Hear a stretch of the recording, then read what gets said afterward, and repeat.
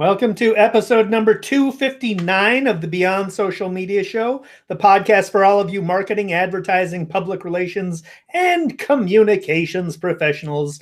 You can find us by searching Beyond Social Media Show on Google, and you'll find a link to our site and everything else. We are recording live on YouTube on February 16, 2019, and a lot of things to talk about this week, including Augmented Legos, Recruit VR, Amazon dumps New York, capitalizing on a controversy, Amazon Moments, LinkedIn Live, data storytelling from U-Haul, Valley of the Boom, Bumble Dating, stupid audio jokes, Nonpeople, Bratz Challenge, and much, much more. BL kicks it off with the best story of the week, as usual. BL, what was that? Well, we are both major lovers of Legos and their marketing, and I saw this story in Engadget. It's a Chris Nautis story, and we all know kids love Fortnite and Minecraft, but fortunately they still love physical toys, and Lego is still a kid favorite. So now Lego has come up with its own addicting game world. It's a really brilliant move. They're going to unite building, video gaming, and storytelling with their new AR-based line, which is called Lego Hidden Side. So how this works is kids construct sets and then they bring them to life using their phones with a continuing narrative that keeps them coming back for more. And it revolves around these two students, Parker and Jack. They end up investigating the supernatural in their small town of Newbury. And the initial building sets include locations that would be familiar to any kid, with a penchant for an urban fantasy, a high school, and a graveyard. And then once it's put together, each kid has secrets that can be unveiled by pulling and pushing on different parts of the Legos. And so the school sprouts evil eyes and claws when you turn the clock attached to the front of the building. But the real surprises come when the kids point a phone camera at it and look through the app. And then the set is infested with ghosts that they need to investigate and zap. And then they send data about them back to their professor, whose name is JB. What's really cool is their investigation requires them to open doors in the physical Lego and turn knobs and even open up graves. So just tapping on the screen is not all that's involved. And they even thought of having the action being able to be done one-handed by kids who are playing alone. But if they're playing together, they might delegate the tasks. And so it's not the first time Lego's gone into augmented reality. They've experimented with using AR to preview toys in the store. And last year, the Lego Playgrounds app used ARKit 2 to add animation and some other flourishes to existing sets. But this is the first line that's designed around tech with a storytelling line that's fully accessible only through the app. So it's going to launch this summer. The cheapest set is going to cost $20, while the school with its creepy claws and spooky things will cost $130. And the app will launch at the same time on Android and iOS with no cost, not even for in-app purchases, which at $130 there shouldn't be. But Lego knows it's going to make more money in the building sets as the parents struggle to keep up with the new stories because the kids are going to get addicted to the Lego AR. It's very clever. Wow, I want to play it. Right? It's not just for kids. It sounds very Stranger Things inspired. That's what I was thinking about the school, and the graveyard. So from AR to VR, this came across my LinkedIn feed today from a local guy, Chuck Olson, who is a pioneer in video. He's been doing experimenting with video since the beginning of digital video, and he has a company now called Visual, which is a VR company, VR development company, and he posted a video of a mini demo of a new application that they're working on called Recruit VR. In the video, it shows him holding a virtual meeting with a friend in Arizona, and the meeting takes place at Shovel Point on Lake Superior in Silver Bay, Minnesota during the summer. So the setting of the virtual meeting is this beautiful vista of Lake Superior from Shovel Point on Silver Bay in Minnesota. And the application allows recruiters to hold virtual reality meetings. Now, the cool aspect of this is, aside from just that, but this is a very cool application for recruiting for especially states like Minnesota, that we have trouble recruiting people because everybody's preoccupied with our winters. So in order to demonstrate all the beautiful aspects of Minnesota, that we have these beautiful lakes, that we have these wonderful attractions in VR, it's going to be a helpful recruiting tool. So I thought it was very cool. I'll post embed the video on the show notes page. It is in development, so the outlines of the people are not fully formed yet, but you get the idea. It's pretty cool. What a good idea. Yeah, Minnesota's been pretty cold. You've been like below zero for how long? Well, we warmed up today. It's 18 degrees, so it's pretty That's warm. it's pretty toasty today, yeah. I think it was 45 today. I went to the Central Park this morning, and I was way overdressed because I expected it to be cold, and it wasn't. So, on Valentine's Day, Amazon and New York City broke up, and this is a rant from me because I'm a New Yorker. So depending on who you listen to, that was either a good thing or a bad thing. I'm on the bad thing side. Yeah, they promised 25,000 jobs, but they didn't say high-paying jobs, and they're known for exploiting workers on the lines and being low-paying, and they just would have widened the gap between the haves and the can't-affords in New York City, and that's already a pretty huge gap. And as California has demonstrated, with big tech comes congestion, sky-high rents that push all but the highest paid out of the city and into the very distant burbs. And all the tax giveaways there didn't make it any easier for the little guys. And plus, according to Fortune, Amazon will pay exactly $0 in federal taxes in 2019. So they needed a tax break of billions of dollars? I think not. And then, according to a report published by the Institute on Taxation and Economic Policy on Wednesday, they won't have to pay a cent for the second year in a row. And this comes even though Amazon almost doubled its U.S. profits from 5.6 billion to 11.2 billion between 2017 and 2018. So, don't let the door hit you on your way out. Well, from a Amazon controversy to a beer controversy is is an article by Diana Bradley at PR Week. I actually came across this in my Twitter feed this week, and somebody else pointed me to this article. But Bud Light's Super Bowl 53 ad, you might remember, was shot as a dig at other beer makers or breweries who use corn syrup in their ingredients. Bud Light was lampooning them for using corn syrup because apparently they don't use corn syrup. So it was intended as a shot at the Miller Lite and Coors Lights of the world for using corn syrup in their ingredients, but it has inadvertently benefited those rivals. Adam Collins is the VP of Communications and Community for MillerCoors, and in the article he contends that Bud Light didn't just attack MillerCoors beers, but took a pot shot at its ingredients and the corn farmers who grow those ingredients all over the country. So Coors Light turned lemon into lemonade by starting a nationwide hashtag Toast to Farmers campaign this week. It's the latest part in the brand's multi-tiered response to Bud Light. So as I mentioned, I noticed it from a sponsored post on Twitter that read, "Today in bars, we are raising a Coors Light to the farmers who work hard to put food on our plates and beer in our glasses. We are proud of the ingredients in our beer and the farmers who grow them. Join us in raising a cold one and post your pics, hashtag Toast to Farmers." So Collins said that the campaign has attracted significant natural engagement on Twitter.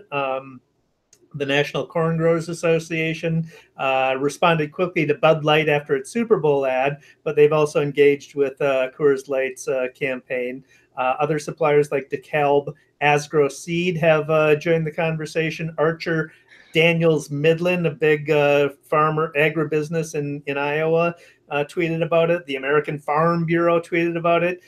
Dr. Anna Stumpf is the one who pointed out the PR Week article to me. She said Bud Light laid down the red carpet for this show, and Coors is making the most of the spotlight. They've been grinding on this message since the hours after the Super Bowl ended. Impressive response and proof that Super Bowl ad cost Bud more than $5 million. Farmers are kind of a sympathetic bunch these days. They've been hammered by Trump's tariffs, though they kind of ask for it. Most farmers are pretty conservative, so as a bloc, they did vote for the guy. But interesting response and interesting way of making hay out of something and turning it around. I love when brands do that, and they do it successfully. I mean, sometimes it doesn't work that well. So, in addition to hammering Amazon, I think that they've come up with something that's really pretty smart. It's a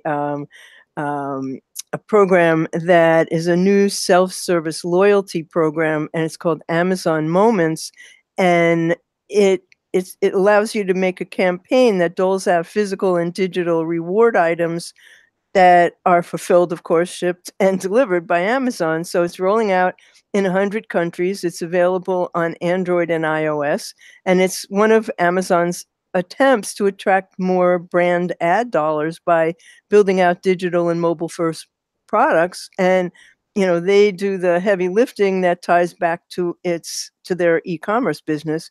But how it works is marketers can visit a Moments console, and they set specific goals that they want their users to reach. They set a budget for their campaign, and then once those parameters are set, Amazon creates a rewards landing page for them tailored to each of their campaigns, and then marketers can plug their rewards links into an API.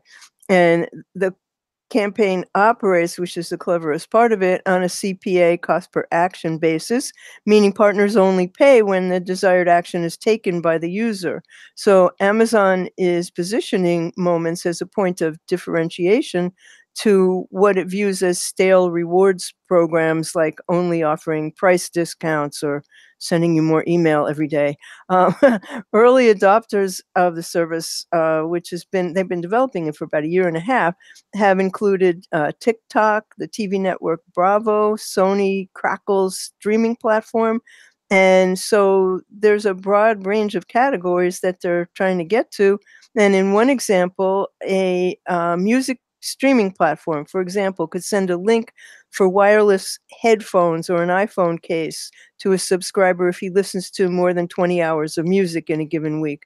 So a subscription app trying to bring back lapsed customers found that those who were targeted with these Moments campaigns were nearly 4 times as likely to stay in the app and renew their subscription. And then another of the pilot companies, which was a gaming app, said they saw a 97% lift in 30-day app retention and a 43% lift in average daily revenue among new customers targeted with Moments. And so that helps to stave off some of the typical usage drop-off that happens with newly downloaded apps. It's an interesting way of going about this. Yeah, well, Amazon has a lot of things at its disposal to innovate in advertising. They are quickly becoming a major ad player behind Facebook and Google. So it's time to start experimenting at the very least with Amazon advertising, because it's not just about within Amazon advertising. It's not just about display advertising. They're doing a lot of interesting stuff there. So. Well, they have the money to experiment, They do, and they have a history of putting a lot of money in R&D too. So, LinkedIn has a new feature that is not available to all of us yet. I don't have it yet. I don't either. This is from an Inc. article by Dakota Shane. So LinkedIn has begun rolling out LinkedIn Live to select users. So they're joining Periscope and Facebook and Instagram and Snapchat and YouTube and everybody else with live streaming video. Some use cases, obvious ones, conference trade show reporting, I think, is going to be a big one once this rolls out too. to everyone. Internal behind the scenes within companies, subject matter expert interviews, product demonstrations. It'll be interesting to see if they have a screen sharing feature in this. I would guess that out of the gate they don't, but they would probably add it, given that they have lynda.com, all those training videos, and they Courses. are positioning themselves as a professional educational platform. TechCrunch's Ingrid London mentions that they have selected several third-party developers of live broadcasting streaming services for their creators to work with. They're just a select group that they're inviting to right now, so they can have more polished live video on LinkedIn than you might see on Facebook or Instagram. Microsoft's video encoding technology is behind the live streaming, and interestingly, Skype is not a part of this effort. Skype is not very good for this sort of thing. Yeah, well, obviously that's what Microsoft thinks because they're not including it. But Yeah. it'll be fascinating to see how this works because LinkedIn is a different kind of animal in terms of social networks, and I wonder. I think there are going to be, once it rolls out to everybody, there are going to be some embarrassments along the way because Why do you say that? live streaming it's there's a lot of room for mistakes. Let's just put it that way. So good that we don't make them. Yeah, right.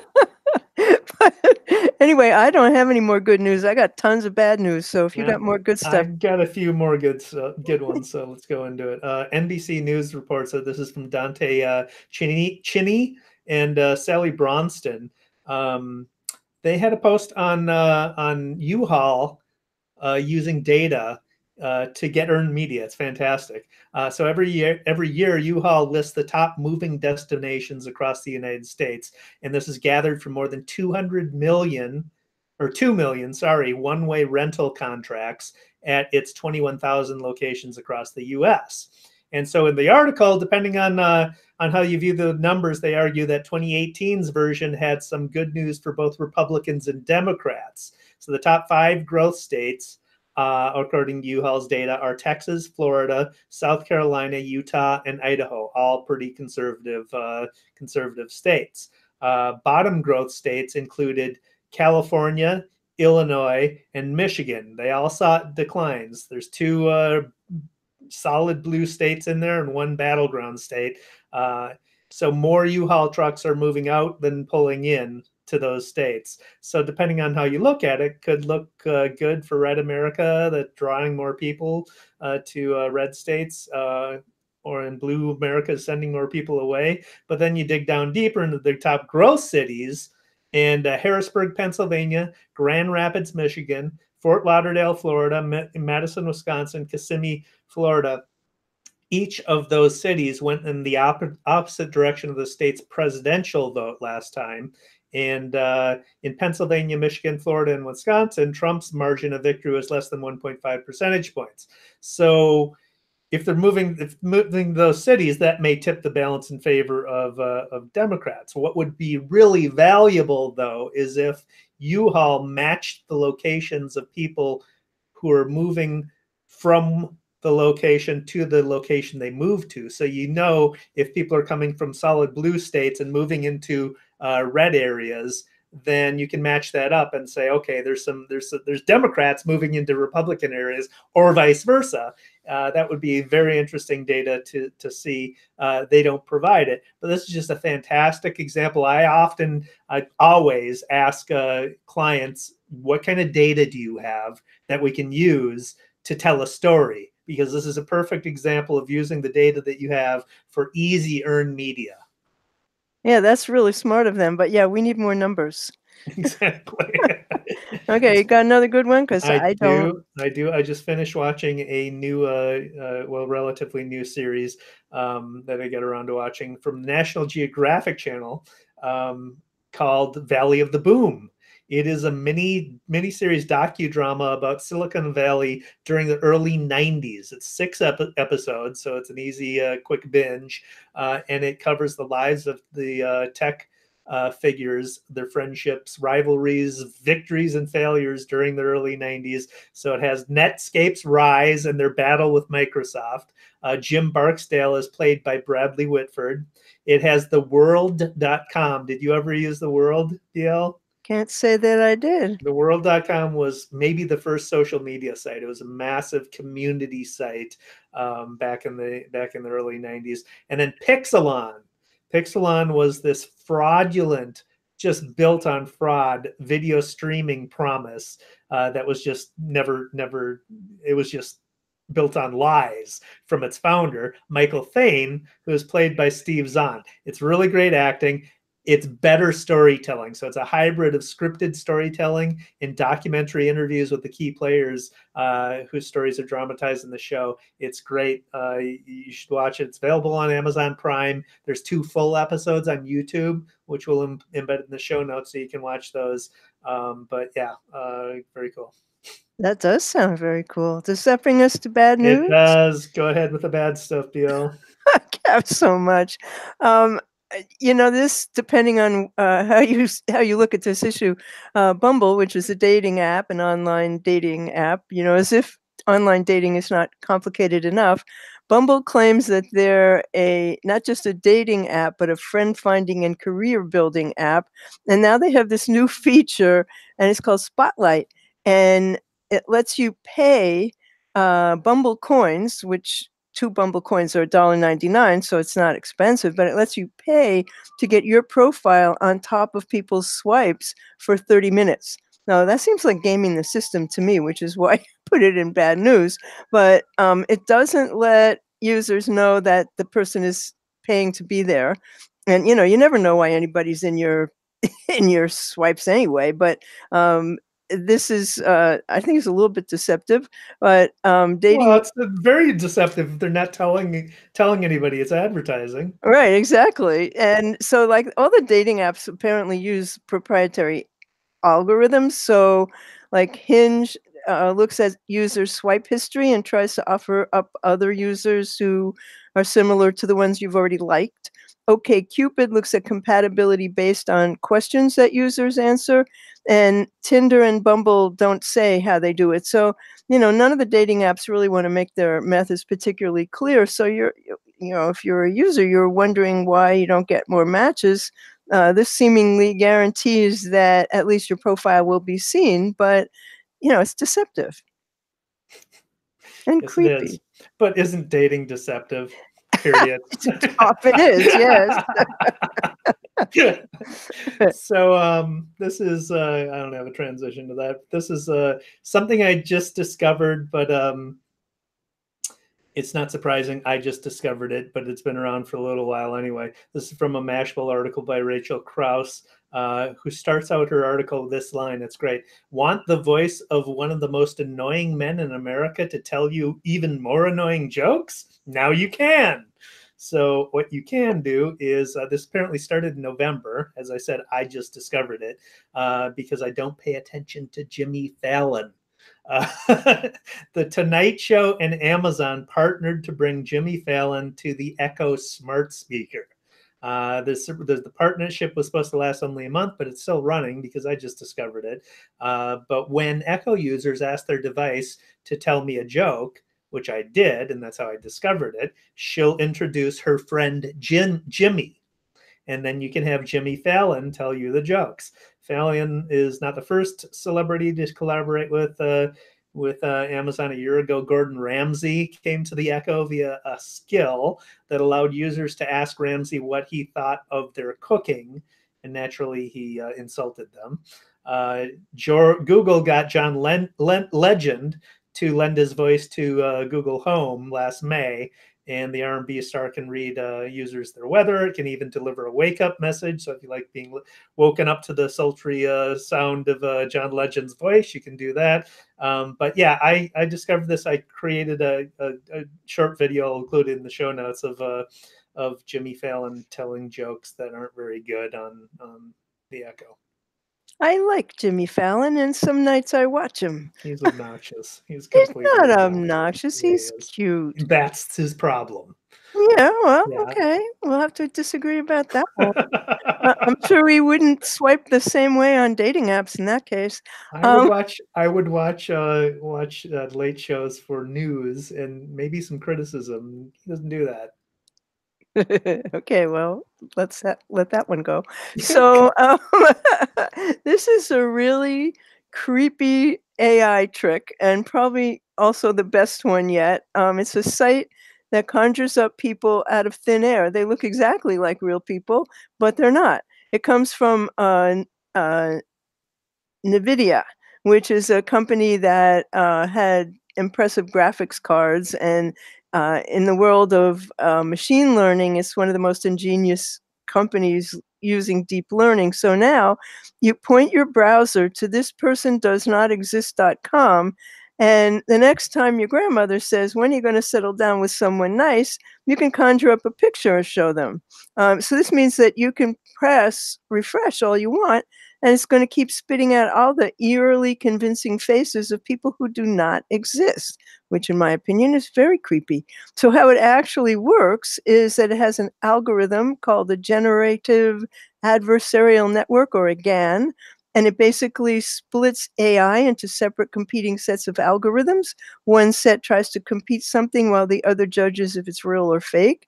And in this case, it's used on photos of people's faces to make photos of people's faces, but it can work on anime, artwork, all kinds of things. It has the potential to revolutionize video games, 3D modeling, tools used for mock-ups and prototypes, and I would think fake videos. Very creepy. Yeah, that is yeah, creepy and fascinating at the same time. Yeah, exactly. I don't have any worse. You don't. Well, I have another one. I don't know. This is also depending on your point of view, but something that is this is from a Tubular Insight story by Carla Marshall. And if you know anything about dolls, the Bratz dolls debuted 18 years ago, and they're very plasticky, and they wear a ton of eyeliner. They have these huge, exaggerated eyes and these glossy pouts on their little plastic faces, and they have like funky clothes. So now there's a Bratz challenge, and makeup artists and YouTube influencers and Instagram influencers are transforming themselves into the dolls who had names like Yasmin, Chloe, Jade. I didn't play with them, so I don't remember that. But it started in the last 30 days on YouTube. There have been 17.4 million views of these videos. So one of the top YouTube stars is 19-year-old James Clark, who has a 24-minute long Bratz video that has had 11 million views in the last 30 days. And he says in the video, which I could not get through, that it took him 6 hours to do the transformation. Then there's Christian Dominique, who has 4.2 million subscribers. And so they transform themselves into their favorite Bratz dolls in front of, live on screen. And of course, they give shout outs to the makeup brands they're using. So then there's another one, which is Nikki Tutorials, and she's a YouTube beauty influencer with almost 1 billion views on YouTube. And she says Bratz dolls started her makeup obsession. And when she saw the challenge, well, she had to transform herself into all that plastic perfection. So, while this type of tutorial typically has a big reveal in the last few seconds, YouTube viewers stick around for more than 20 minutes to see the final outcome, which is, in the case of the first guy, quite stunning. I mean, he seriously looks like a Bratz doll. And they do things like the Bratz dolls had really big eyes, so they make like extended eyeballs you'll see it in the. Yeah, I don't know how. I mean, I'm not in the habit of searching for makeup tutorials. No, me either, but But this came up. that is amazing, and I have come across some just insanely creative um, makeup artists who Yeah. it's not something you'd walk around in every day or go to the office with, but insanely creative. So yeah, it doesn't completely surprise me that transforming yeah, one's appearance, right. and yeah, but this you have to I'll put this one in the show notes. It If is you pretty have amazing. 25 minutes, it's pretty incredible. You Yeah. can fast forward through it. Well, they're watching for two things probably. I mean, a significant number of people are watching to watch the techniques for applying the makeup, right? But also then it's a story. It's like you know what the end is supposed to be like. Is it going to be what it looks like? And he just came back, I think he said from Germany, and 10,000 people came to see him Wow. in a live appearance. Yeah. Yeah. Wow. I mean, and he's adorable, but wow. So they must make quite a bit of money on those makeup brands. Sure they do. Yeah. So I am on to shiny objects. How about you? Yes, indeed. I got a very cool one actually. This is called LunaPic, and it is a full-featured image editor. We talk about image editors a lot, so nothing new there. But this has. I was looking for an image editor that would have a matrix filter. So the movie The Matrix, where it's all that green and digital overlay kind of stuff, that's what I wanted because I was making a presentation where I needed an image like that. And so I searched for Matrix image generator or something like that and found this. It has tons of effects. It's a full featured image editor, has tons of effects and filters, Matrix among them.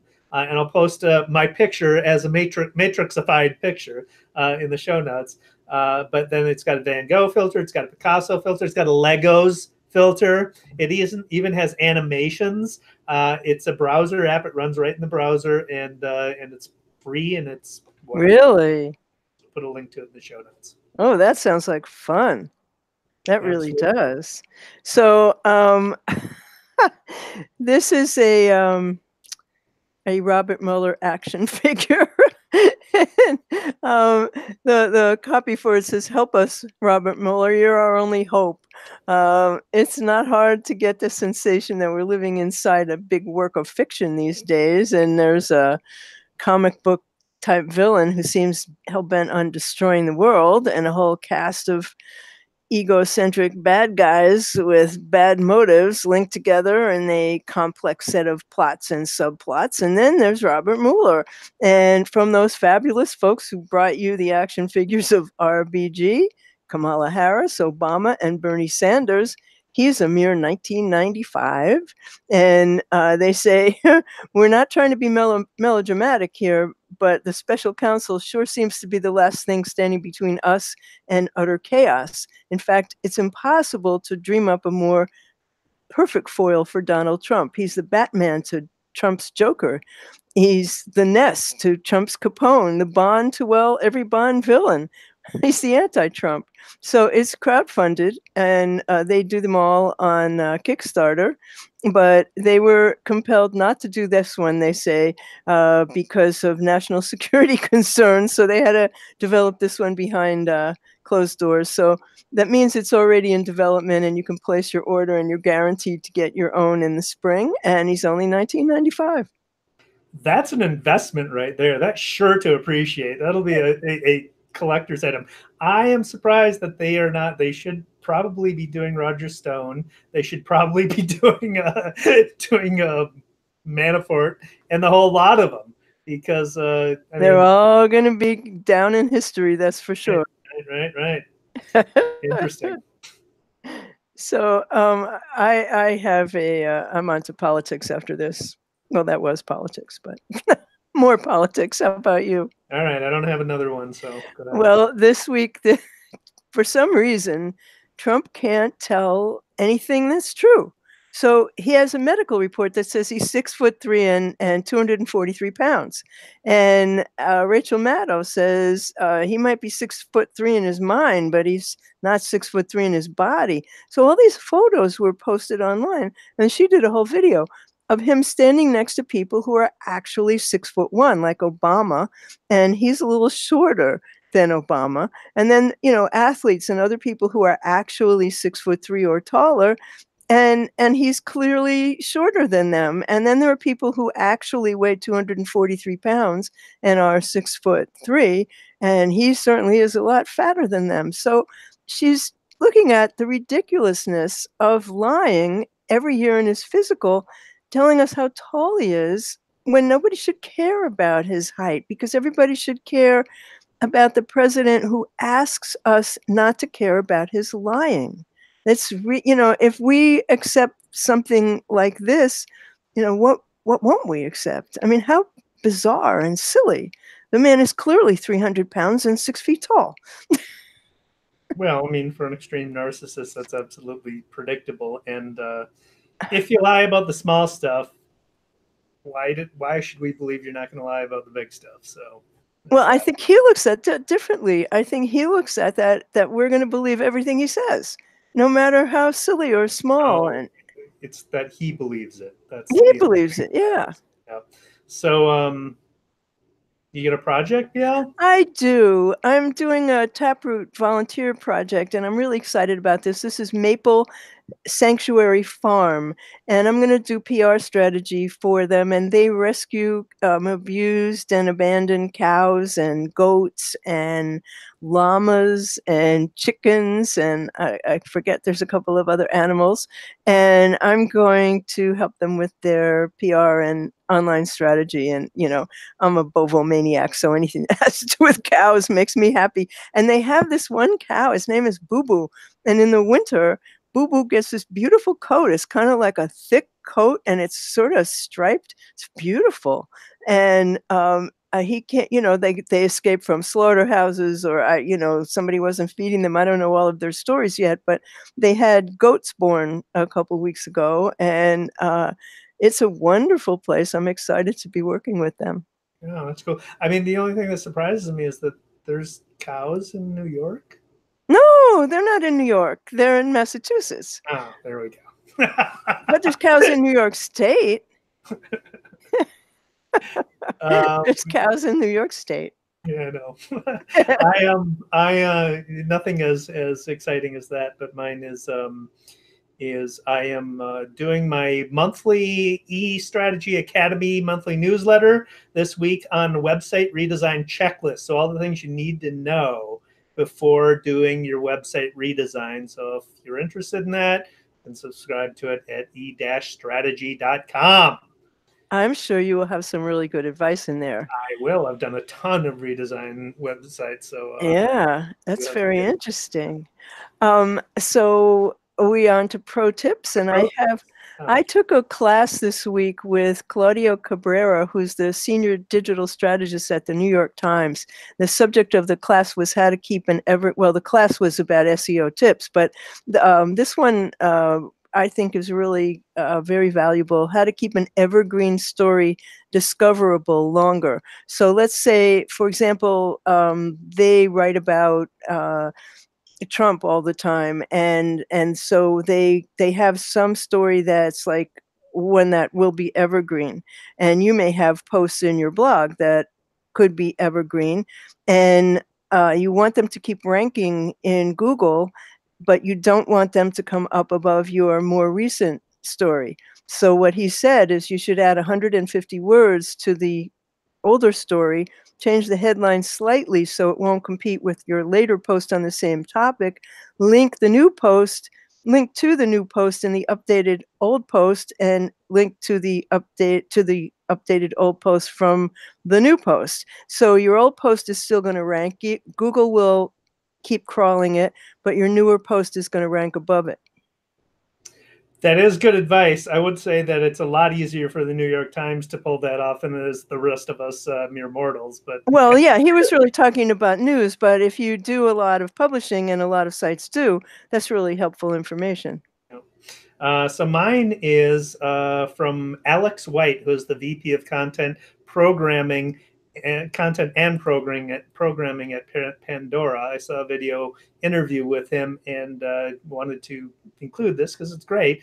Don't use the word subscribe when you're promoting your podcast. Why not? Because people who have never listened to a podcast, and there's like 75% of Americans haven't, People who have never listened to a podcast associate the word subscribe with a paid service. So make clear that, because obviously, you subscribe to newsletters, you subscribe to websites, you subscribe to whatever. So they associate subscribe with a paid service. And if they don't want to pay for it, they're not going to pay any attention to it. So think of a more clever way of promoting it than using the word subscribe. Which would be what, for example? Get our free podcast. Follow us for free on, right. Or There are follow podcasts some podcasts are starting to charge these days. It's going to be interesting to see how that shakes out. Yeah, well, I'm following closely on the paywalls of various publications and how those are working out, and it's working well for some and terrible for others.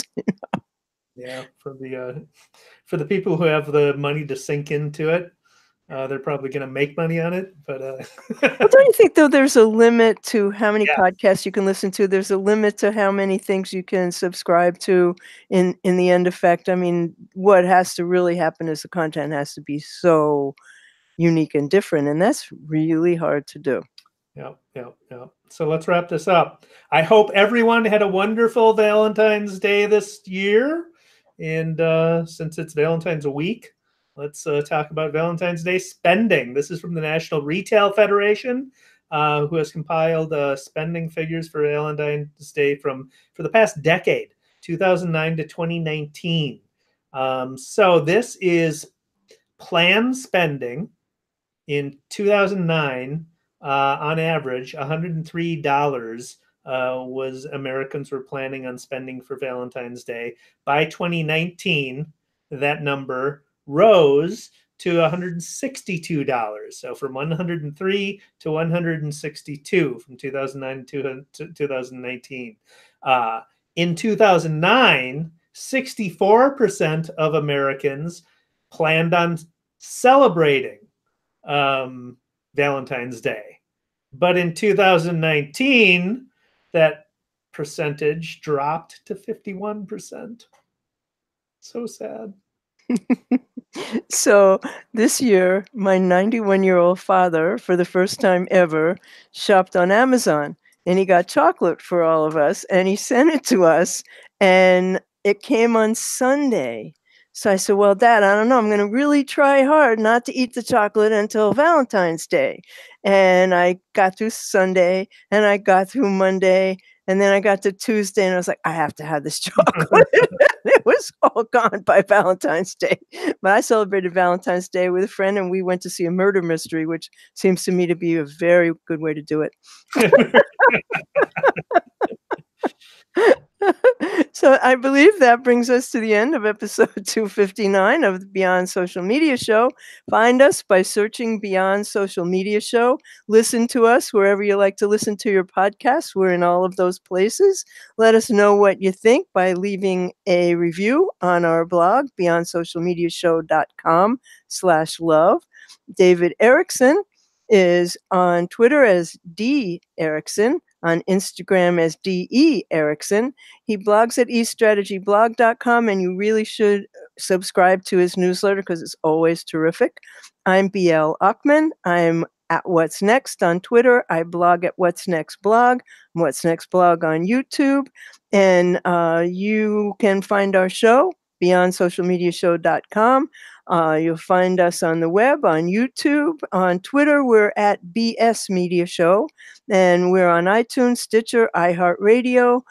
Any place that you listen to podcasts, you will find us. We're on Google Play, and you can even tell your Amazon Echo, play Beyond Social Media Show, and that will happen without a bad joke from Jimmy Fallon, right? Yes. So we'll be back next week, and we want to thank you for watching tonight. Thanks for watching.